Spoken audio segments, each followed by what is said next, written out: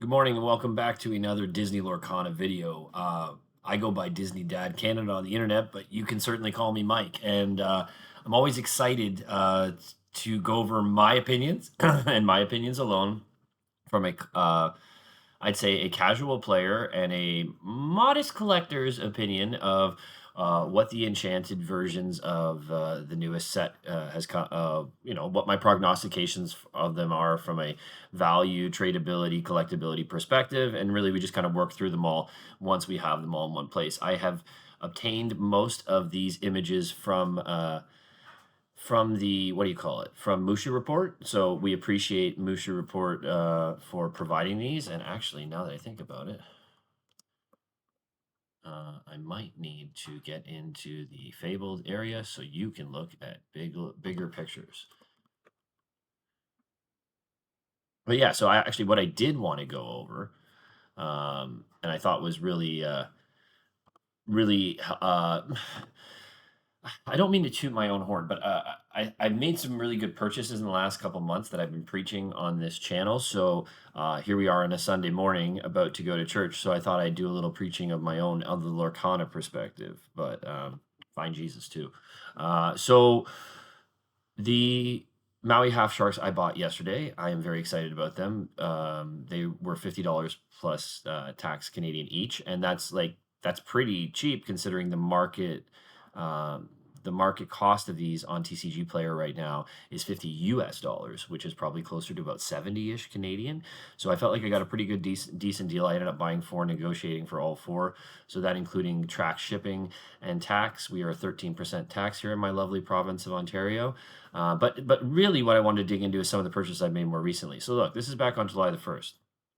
So I haven't bought anything in about 6 weeks, but around that time and before, I was buying cheaper legendaries from the last few sets like crazy. And I think it's going to prove to be good for the playability and maybe the tradability too. It depends on what decks I end up playing. So 3 copies of Stitch, that's basically $3 a pop plus tax, shipping included. Bambi Little Prince, again, so $3 for this one, $3 each for these two here. They were charging me $5 for Mickey Giant Mouse, so I ended up picking up two of those. A legendary Goofy foil for $9 Canadian. Again, these Canadian prices, so take about 30%, 40% probably, or so that I would call this what, $6 US. I looked on TCG Player earlier, and I priced one out in a sale that was $15 US. So $6 to $15, yes. I had bought these for a green blue deck I was trying, but nonetheless they've been reprinted. So now I have the original first chapter versions, Lilo Escape Artist, Simba Pride Protector, which is now a prize card for season 2 of DLC. Ended up buying a few Naveen's, Auroras, so $4. 3 Rapunzel, Hawaii Climber. Take a look at that. That's now a $22 card, and I bought it for $3 Canadian, which is probably about $2 US, 2 months ago. So Tinkerbell, Chief Bogo, 225. And I found, I would find select sellers. I would message them. I would say, hey, look, I want to buy all of these from you. Can you ship it all at once and save you some money? And will you take offers on this, that, and whatever? 2 copies of Mufasa, $7 each. Robin Hood, $3. Merlin. So and then some nice snags beforehand. This one was kind of crazy, but in earlier March, Pete Cold foil for $5 and a Doc Cold foil for $5. I'm pretty sure I've sold both of those for in excess of roughly in the ballpark of 40 to 50 US total on those. So this is not to say that I know anything. This is to say that I got lucky on some good bets, but I did that. What this is hopefully intuitive for those of you who don't know what to buy and when, and maybe you're newer in this area and you're kind of like me, you're learning to play. Listen to these pro players talk about rotation before it happens. Start to think 2 or 3 months in excess of a rotated set. So around this time next year, around June, July next year, be making these similar plays on lower value or lower cost, but potentially high playability legendaries, super rares, and the like. Because I think there's actually some really good gains in there. And then all you got to do to go out and be competitive is to buy the one set of stuff that you missed out on, and everything else you're in really good shape because you made smart plays. So with all that being said, I think a lot of those options are now gone, but I also think that I think it's still pretty sweet. I think it's something that you can absolutely dig your teeth into. So, sorry guys, I'm just trying to figure out if I can find the Enchanteds here. Uh, sets. Fabled.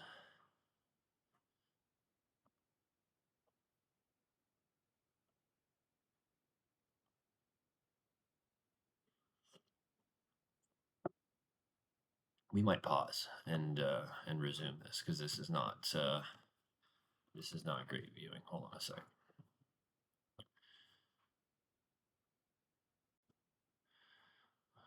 Give you a chance to look at some of my overexerted stuff. Some great podcasts that I follow along with here. Complete list. Come on, complete list. Let's see it. I'm pretty sure I saw it over here. Yeah, if we can't find this real quick, we'll shut it down. We'll figure out a way to get going here. Here we go. Perfect. Okay, so let's start with our first of the legendary beauties, or sorry, the enchanted beauties, and we will start with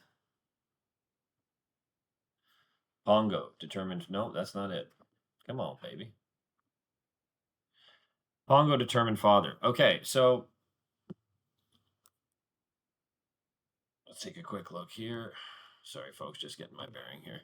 All right, so we've got our tiers lists, and I kind of I made it Stitch centric today. 2025 is certainly the year of Stitch when it comes to Disney proper there through their movies and integration in the park. Stitch got a lot of reprints for Fabled, so we're going with Stitch here. So Rockstar, that's the cream of the crop. The top chase cards from this set, they'll be the Rockstars. They'll be the Stitch Rockstars. They'll be the ones that everybody will be going after, clamoring, playing. And I have a feeling, listen, folks, if you've been following my channel for any amount of time, or if you ever like to sit here and talk with me, Instagram, Disney Dad Canada, let's yak some Lorcana, collecting, playing, whatever you want to do. But you'll know that I'm a pretty discerning enchanted chaser. I really tend to key on ones that I think are high value, not only from the I like to take everything into focus. I like to look at the players who dominate the collectors market right now, but I don't believe will forever. I think eventually the collectors will have their day, especially with beautiful cards like this and the collector's lean that's coming in from Lorcana recently. So that's the number one thing. But I think secondary to that, I think there's so much value in the IP themselves, the character themselves, that just, whether it's realized right now or not, whether it's the first Enchanted, the rookie card of a specific character that maybe is really big in Disney canon, in the Disney universe, that hasn't seen the light of day yet. These are the kind of things I like to think about. And also the purchasing power of people like me, 40-year-old people, that I tend to think that we're the ones going out and buying and collecting these with our kids and for ourselves. And, I'm sure the 30-year-olds that have a decent job can do it too, but these things get to be pretty expensive pretty quick. So again, kind of collectors like me in mind. So Pongo, determined father. This is a nice card, but it's not going to rate very highly on our scale here just because we've got so much tremendous art. Let's take a look at it one more time. So once during your turn, you may pay 2 to reveal the top card in your deck. If it's a character card, put in your hand. That's a lot of ink when you can sing songs like that or on action plays of cards that will let you do something similar. I don't hate it. I don't love it. I think Amber Sapphire is something I'm actually really excited to play this coming set. But I don't think that Pongo gets... I don't think he's an abomination, but I think he's an alien dancer. So yeah, sorry, our rankings are Rockstar, Carry Free Surfer, which is still very good quality trade bait. Alien Dancer is like probably more trade binder. Didn't quite make the top tier, and then Abomination. I'm not sure if we'll have any this time around. They're all pretty good. Okay, so let's go back to our next one here. We got Beast, Gracious Prince. So I'm getting a little sick of Lorcana doing the same characters all the time. Like, I thought we were going to get a Moana Enchanted here. She's desperately needed. They reprinted her first Moana of Montanui Amber card. I thought this was the slot. Now, that being said, this art is tremendous. It's very vibrant. It's very beautiful. Much better than the Beast Relentless Enchanted from what I want to say Floodborn.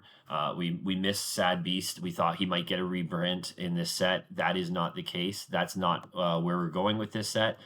I think on its own, this is a very collectible and nice looking card, but I think it's probably the least playable of everything I've seen here. I think it might end up in Alien Dancer, to be perfectly honest with you, but we're going to start with Carefree Surfer right now because I think the art pops. I think the style of this set is very first chapter-y, and I think they said that at some point in one of these Discord main stages or Lorecasts or whatever. and I'm starting to see that intentionally. It's beautiful. It's very nice. It's got to go. Not everything can be a chase card. It might be your chase card, and if it is, I apologize. But I think that this card is probably going to rate a little higher than it. Now, Beauty and the Beast and uh, Lion King movies both came out similar-ish times, both very much of my generation. But I think this card will people will try and play this card. People will try and acquire this card quite a bit early on to see if they can work it into their meta decks, whether it be Amber Steel Aggro, Amber Ruby. There's no Ruby Fossa anymore, but like people will be trying to get this going, especially with Highlight Valor, maybe to get Powerline to pop this off in an Amber Ruby, sing it by himself, even though it's sing together. It's a great looking card. I like it a lot. It's not quite top tier, but it's probably better than Beast. So we're gonna move Beast behind the Circle of Life for now, and we're gonna let it marinate and see if at the end we need to do any minor adjustments. Okay, so we're out of Amber and we're on to Amethyst. I believe we have our first chase card here, folks. I think it is, in fact, a Rockstar card, and that's for a few different reasons. I actually like the original artwork of this. You're going to find a theme in the reprinted cards for me that I tend to like the original artwork a bit more. I also like the perspective that they've done. I like the more face-on perspective of Belle, accomplished mystic. Um, so this is a gorgeous, yeah, they made a play mat out of everything. This is a gorgeous, iconic art from, I don't rate this art as highly. It's not for me. She doesn't look as serious. She doesn't look as menacing. She doesn't look as Floodborne-y, as concerned, as mysticky, as you might think she should in this, but I still think it's a chase card. I think Blurple is highly playable and here to stay. Um, I'm more interested in the card you can get from the Disney California Adventure promos and how exclusive that will be, and if they're all gone on August 29th when they open this promotion and never show up again, or if it's just constantly restocked and it becomes a dime a dozen card. I This is not for me, but this is acknowledgement to Belle, the playability community, the reception I've seen of the artwork, and generally just the Beauty and the Beast franchise. Belle goes ahead of Beast for sure. She should have got the card. He shouldn't have. That's where I stand on this. So I don't think she'll be the top chase card, but I think she likely is going to stay up there the whole shot. So this is a hard one for me because for me personally, I don't think there's a card I want more than Winnie the Pooh this set. I think it's beautiful, but a lot of my critique of it comes similar to what I felt about the Belle card. I prefer the original art slightly more. I think this one's a better side perspective, but I just like the honey surrounding it all. I can kind of put myself off to the side watching the play mat or the original card here, and just it seems to the art style, the softer art style in this versus the original art seems to lend itself more to a nice reprint. But this is how I feel. This is not a playable card, but this is a highly collectible card, I believe. I will put it behind Belle. To acknowledge that I think that the player community will prop her up and that she is perhaps slightly more of a high-end IP, although I think we could have that discussion if we really wanted to sit down and hammer it out. That the Pooh's a lot higher up than you think he is, but we're gonna slot Pooh. He's still a chase card though. They didn't reprint this card because he's playable or because people demanded it for their decks. They demanded it for this art and this reason, and he is a chase card in this set. Full stop. So hope I pull Winnie the Pooh.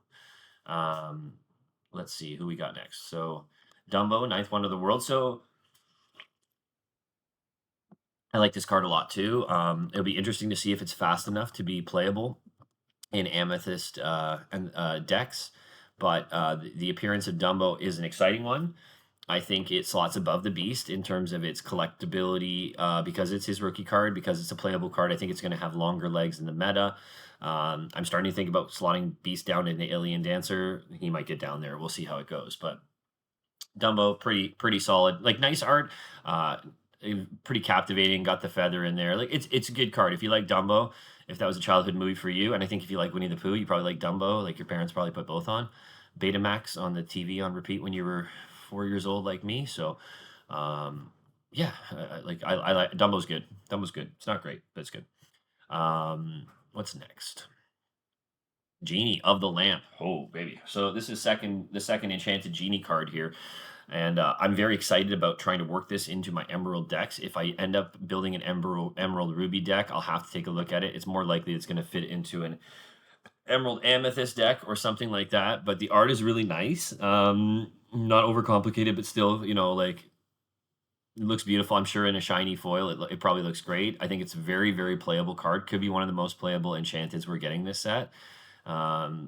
Giving strength to it's almost like a bit of a cricky, an exerted cricky. You get all of your other characters get 2+ strength while you're questing, which you're probably going to quest instead of sing with this card. You might sing, but I like this card a lot. I think it is great. I think it is very playable, and I think it is just not quite as collectible as Lion King, but really darn close. And I might adjust that later too. No, we're taking character over song card. I think we're going like that for now. But we might switch. We'll see. I do want to get 15-minute hard stop time here. Then we're going to church. Max Goof. Okay, so Max Goof, chart topper. I love the Goofy movie. I think it's been way too overhyped this year, but I think the 30th anniversary of things will do that. I think it's a pretty cool playable card too. I don't know how many decks it's going to see run in, but I think the Powerline Song deck is going to be strong to start. And I think it's probably better than, not quite as good as Dumbo. And I think Beast is clearly going to go down now into the Alien Dancer tier. But I think Max has a home in the Carefree Surfer category. I think it's quite playable, and I think you're going to see a lot of it in the next 3 months or so. So let's see what else we got. I like the R2. People are going wild for it. I don't think it's over the top. I don't think like it's Powerline intricate. Okay, Mickey Mouse. Is this the best Mickey Mouse Enchanted ever? Yes, it is. Yes, it is. If the sorcerer, wayward sorcerer had been more traditional Fantasia colors, excuse me, instead of, or Phantasmic, depending on if you're a Parks or a movie person. But if it had been a bit more of the classic Sorcerer's Hat style Mickey, then I think you'd have a little bit more on that. But I don't think it's Honey Wizard popular, but I do think that in terms of collectible cards, I think it has its chance to be up there. Now, could Genie overtake it? Sure, it could. And we'll assess that at the end. But I think in terms of collectability, more Milli Vanilli. But Mickey is Mickey, and this is Mickey's chase card. And now the only thing that I will couch this with is that we do have a Mickey iconic card in this set. So now thinking about that, I think I'm going to put Mickey down below Genie because I think people will be chasing Mickey a little bit harder, and I think Genie will become extremely playable. But I think if there was no Brave Little Prince in this set, this would be a chase card. So, sorry, Steamboat. Just not playable enough, but super cool, and I'd love to pull pretty much any Enchanted in this set. I'd be thrilled. Whenever you play a song, chosen character gains evasive until the start of your next turn. Oh, I like that. That is nice. That's in many ways this is much more classic aerial art than the Sonic Warrior Enchanted from Ursula's Return. The Sonic Warrior was playable. We'll see if rotation allows. I would hate to speculate too much on what's going to be playable and not. Just my interpretation of what I think the meta might shake out to be, but I'm simply not a strong enough player to be able to forecast this. That said, I think Ariel is very collectible. She is a princess. She will probably take precedence over a lot of different characters here. This is actually a really, really tough one. There are tons of Ariel fans out there. My friend Jess, if you happen to watch this, our locals Jess, Ariel fanatic, I think. Oh, geez. Oh, geez. Ariel's going here for now, but she might go lower. Sorry, Jess. I like her too. And I think I don't think you could get much more synonymous with Ariel than this piece of art right here. This is gorgeous. This should be on a poster. I hope they use this for more promo material. Its playability I question, but it's only question it because I don't know anything. So, our line, world's greatest rock star. This is a chase card. This is a chase card for many. I would put it after Pooh, but not by much. I put it ahead of Genie. I think it slots perfectly in the rock star tier. World's greatest rock star, indeed.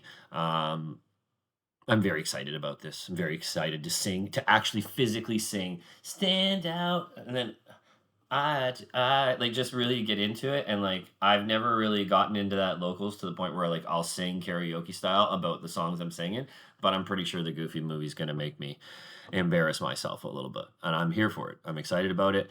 Powerline is definitely a chase card. It is one of the top 5 cards of this set, I think, probably when it all shakes out. But let's take a look. Eye to Eye. So Eye to Eye is very cool as well. I love the art of this. I love that you're able to put all 3 characters, and like this is them on the stage at the concert to end the movie. Each player draws 2 cards and gains 2 lore if more characters say.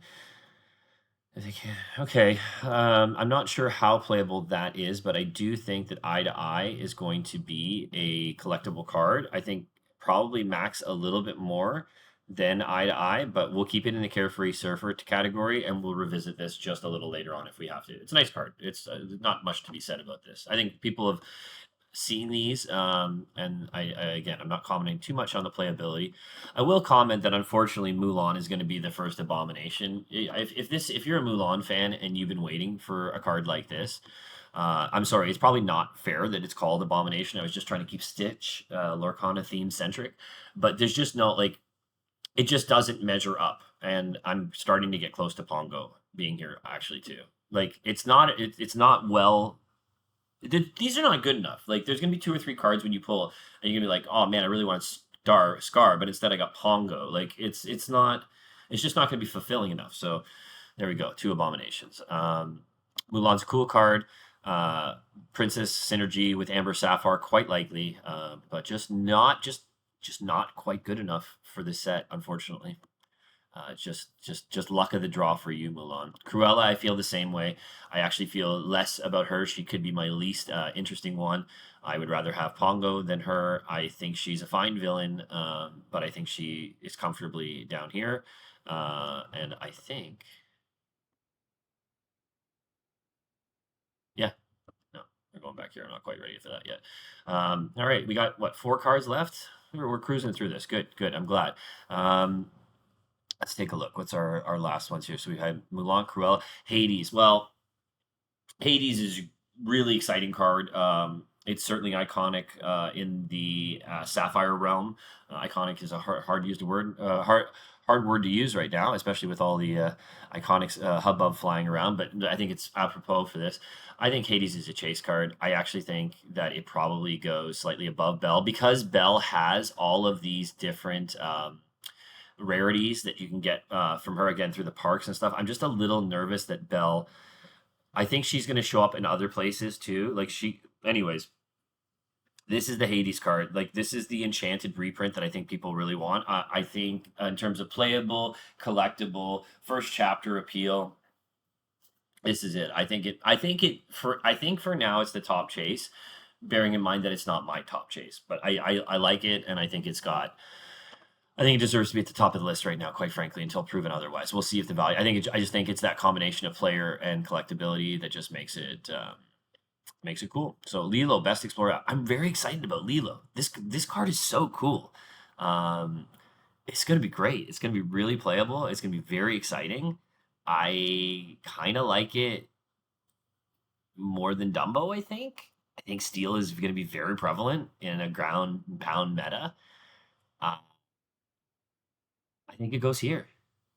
If I were going to go art based, I'd probably put it back here between like maybe over here. But I think it's really cool, and I think it's really playable, and I can't wait to synergize it with like Stitch. It's got everything going for it. So dig it. Let's keep moving. Scar finally king. A lot of people really like this card. I'm a Lion King guy. Scar is obviously my arch nemesis, being a Mufasa aficionado. But I can see that this is a pretty excellent card. Um, I think it's not quite playable, but I think it's highly desirable in terms of collection. I think it goes right below Dumbo. I think it actually goes after Ariel, but before Max Goof. And I think what we're going to do now is we're going to start slotting a little bit farther down here. I'm going to just flesh this out just a bit more. I think Circle of Life is going to go just a little bit this way. I think Eye to Eye will come in front of Beast. I think Max will also come in front of Eye to Eye and Beast. Yeah. And Scar gets the last. Yep. So we're pretty good here. Right? Okay. We got one card left, and it's Jasmine. So save the least thrilling for last. Jasmine has gotten Enchanteds before, and like this is just it's just not exciting. I'm so excited that we got no locations. I'm so excited that we got like just a couple songs and all these great arts. They missed a couple of the boat on a couple of these, but they're always going to. They're never going to be good enough for me in that regard. I will take Jasmine. I will put it behind Mulan only because Jasmine has a million other Enchanteds, and I would say the one from either I think it was Reign of Jafar, but if not, certainly Arcasia's Island. I really like that Enchanted with her. She has her hijab on. She has it in the sand swirling around. I just think it's more thematic for her. But here we go. So let's break it down here one last time. I feel very comfortable about the Abomination tier. I think that's all very good. The Alien Dancers, these guys get a bit more trade binder appeal. There is some playability in them, but I don't think they have quite the jam. I think I'll put Ariel here as well. Quite the jam that the next tier has. I think we get into more playable, collectible, appealable to my demographic in this one here. Genie might come up here into a playable card, but I just don't think it's quite as collectible because of his first chapter Enchanted. Mickey, I think maybe here. No, I think people will want Genie more. I think that this will happen. Yeah, I think we're good here. I think that's how we're gonna play it out, guys. I think this is the final listing. So Rockstar, we've got Hades, Belle, Winnie the Pooh, and Powerline. Our second tier of excellent cards, but not quite in the chase card tier, are Genie, Mickey Mouse, Lilo, Dumbo, Circle of Life, and Scar. Our third very much trade bindery tier are great art, just not quite making the cut of that second tier. Ariel, Max Goof, Eye to Eye, and the Beast. And then our Abomination tier, poorly named but correctly valued, Pongo, Mulan, Jasmine, and Cruella. I think that's it, folks. I think that's it for a Sunday morning. I really appreciate you tuning in. I'm very excited for Fabled. I did a lot of organizing yesterday of my binders to bring to locals, got rid of all of my set 1 through 4 non-playable cards, brought a whole bunch of playable cold foils and play sets of really good higher end cards, and just kind of put them, organize them by color, have these 2 or 3 trade binders I can go around with now, and then start pulling that out to build decks once Fabled comes. My anniversary, my 10-year wedding anniversary is on Fabled release day. So I might wait one day to really celebrate it and do more August 30th ripping, but I am certainly excited about this. I'll look to do another video like this sometime in the next week or so with the epics once I get higher resolution pictures of them. But until next time, thanks for joining me again on the channel. I love talking about collecting, and I wish you all the best for Fabled and beyond. We'll talk to you soon. Take care.